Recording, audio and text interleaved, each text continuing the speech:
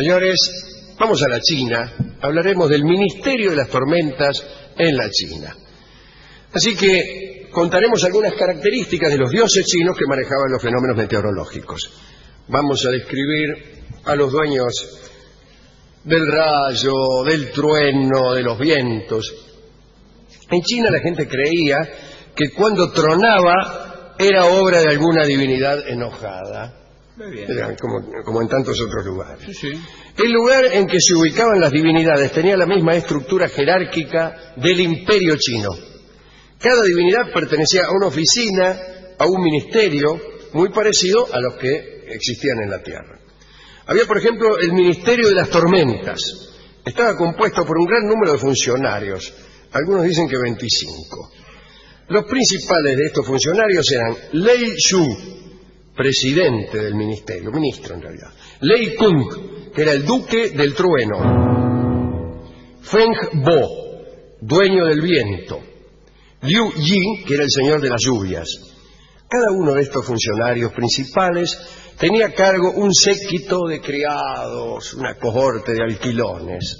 El presidente Lei Xu tenía 3 ojos. ¿De verdad? De verdad. Montaba un unicornio negro y era el defensor pleno de las leyes que gobernaban la distribución de las nubes y las lluvias. Sus apariciones no eran muy frecuentes. Estaba encargado de la administración y en general hacía trabajar a otras personas, Lei Xu. El que se encargaba de manejar el trueno era Lei Kung. Era representado por un demonio feo y negro, con alas de murciélago, garras, cabeza de mono y pico de águila. Un espanto de animal. Sí. O ser, no un ser. Horrible. Lei Kung sujetaba en una mano, en esta, Sí. un cincel de acero, y en la otra, ¿En cuál? en esta, Sí. un martillo con el que golpeaba los numerosos tambores que llevaba atados a la cintura. El rayo lo manejaba como una lanza, que no sé con qué la tiraría, ya que tenía las 2 manos ocupadas. Discúlpeme, era medio ridículo. ¿Puedo decir? Sí. Tenía tambores alrededor, tenía una cabeza de mono con un pico de águila y ala de murciélago. Era un disfrazado medio el hombre. Ciertamente, pero no quería decirlo. Bueno. Cuentan que Lei Kung era un poco torpe y a veces se equivocaba. En una oportunidad parece que una pobre anciana que vivía en Qianxi, repito, un rayo le partió un brazo. Inmediatamente se escuchó una voz desde el cielo que decía: disculpe, he cometido un error. ¿Quién fue? Un poco más tarde cayó del cielo una botella y volvió a escucharse la voz: aplique su contenido en la región afectada y se curará. Pero en chino eso, ¿no? Sí. La anciana siguió las instrucciones y el brazo se le compuso. Pero los aldeanos, considerando al contenido de la botella una medicina divina, quisieron robársela y guardársela para uso futuro, ¿no? Pero sucedió que ni aun varios de ellos juntos podían levantar la botella del suelo. Un rato más tarde, la botella divina se elevó sola y desapareció entre las nubes rumbo a las regiones celestes. En otra oportunidad, Lei Kung, el duque del trueno, hizo una aparición en la tierra y se quedó enredado en las ramas de un árbol por accidente. Sí. Bajaba y quedó enroscado allá en las ramas. Un muchacho llamado Jie Qian Chiao lo encontró atrapado. La divinidad volvió a hablar y dijo: soy Lei Kung, si me liberas te recompensaré enormemente. El muchacho, Jie Qian Chiao, cortó las ramas, ensanchó las hendiduras, liberó al dios. Al día siguiente, el muchacho recibió un libro mágico. Parece que consultando esa obra podría él provocar el trueno y la lluvia, pero también curar enfermedades y aliviar penas. En verdad habían colaborado otras divinidades para ese libro. La divinidad de la lluvia y me imagino que también la de la pena, para que Lei Kung pudiera agradecer. Cuentan que un día el muchacho se emborrachó y se durmió en un templo. Un magistrado quiso detenerlo. Entonces el muchacho diseñó una lluvia particular sobre el magistrado. Llovía solamente sobre él. La lluvia estaba acompañada de truenos y relámpagos. El juez, muerto de miedo y mojado hasta la pera, dio por terminada su investigación sin castigar al acusado.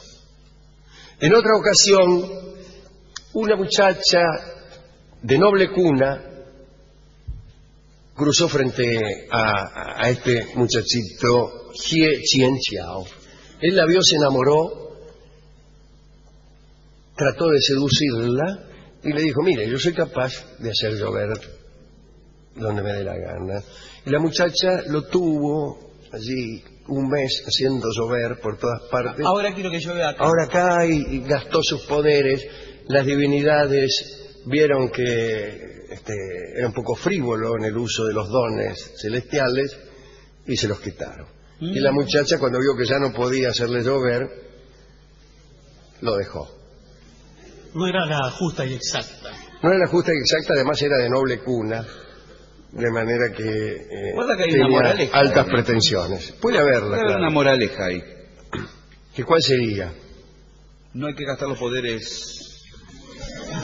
No hay que gastar pólvora en Durante un mes. chimangos. Algunos de nosotros también llevábamos una nube a todas partes, una nube de tristeza quizá, una lluvia personal que nos acompaña. El que manejaba los vientos en la China era Feng Bo. Era un anciano que en las alturas tenía aspecto de mandarín, hombre de refinada cultura. Usaba 2 abanicos para crear vientos ligeros, pero los vientos fuertes los sacaba de adentro del saco de cuero. Los tenía del mismo modo que Eolo, aunque no hubo nunca contacto entre la civilización griega y la China. Pero no es necesario tampoco un gran contacto para que a uno se le ocurra que el viento puede salir de adentro de una bolsa de cuero. Algunos dicen que en verdad Feng Bo se había retirado ya y había sido sustituido por Feng Yobo, una dama que andaba por el cielo sobre el lomo de un tigre, y según la velocidad de su desplazamiento se producían vientos más o menos fuertes. Es una explicación mucho más interesante que la de diferencias de presión. Últimas consideraciones. Liu Yi era el señor de la lluvia. Su trabajo no era muy poético. Sentado en una nube echaba agua sobre la tierra con un bidón.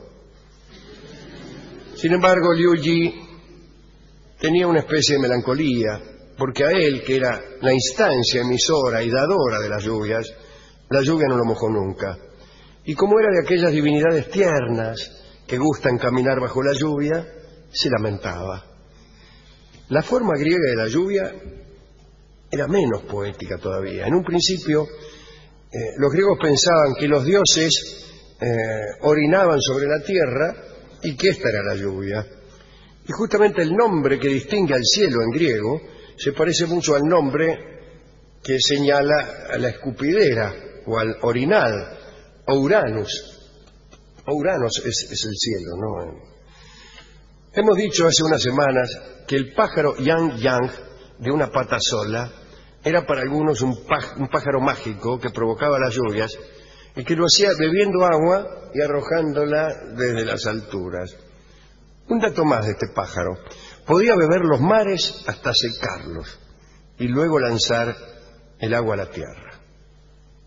Esto es lo que quería decir acerca de los ministerios meteorológicos del cielo chino. Yo se lo dedico a Lei Kung porque reconoce sus errores, aquel que le dijo: disculpe señora, me he equivocado desde arriba, ¿no? Y porque me gusta su apodo, el Duque del Trueno. El Duque del Trueno es como un cantor de tango. Se presenta ante estos micrófonos el cantor nacional Reinaldo Carracedo, el Duque del Trueno. Oh. Acompañado por las guitarras de Bruso, de Lío Márquez de Avesiciacio. Muy bien. Qué fantástica la idea esa del pájaro, ¿no? De que bebía del mar para que después cayera en forma de lluvia, lo cual es científicamente cierto. Exacto, es así como se ve. Digo, no está el pájaro, pero el proceso es ese. Es ese, sale el agua de los mares y de los ríos y cae de nuevo sobre la tierra. Es mucho más científico que el otro. Sí. Tronos orinando. Sí. Sobre las regiones ya inundadas. Señores, hemos ido a la discoteca para ver con qué disco podríamos amueblar este asunto chino. ¿Y qué encontró ahí? Encontré con que la discoteca estaba cerrada. ¿Y entonces? ¿Y qué? Y entonces se oyó una voz desde el cielo que decía, aquí estoy yo. Y era Karina Biorlegui, vamos a presentarla. Saludemos a Karina Biorlegui, por favor.